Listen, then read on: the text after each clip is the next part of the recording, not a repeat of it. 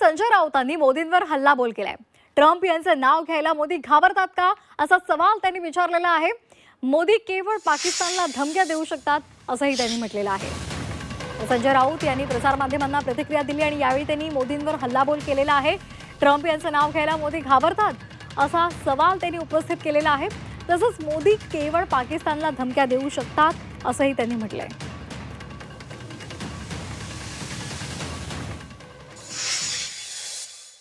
कोणाचंही नाव घेऊन कोणाला इशारा देत नाही, तेवढी हिंमत त्याच्यामध्ये नाही. ते कोणाचे नाव घेत नाही. मराठीमध्ये एक गाणं आहे, नाव घे ना पोरी लाजू नको. बरं का, ते त्यांच्यासाठीच आहे. अरे घ्या ना नाव, ट्रम्पचं घ्या, देशाच्या शत्रूचं घ्या, खुल्याम घ्या आणि घाबरताय कशाला? आम्ही घेतोय ना. अमेरिकेत जाऊन घेऊ आम्ही, व्हाईट हाऊसच्या समोर घेऊन आम्ही देऊ.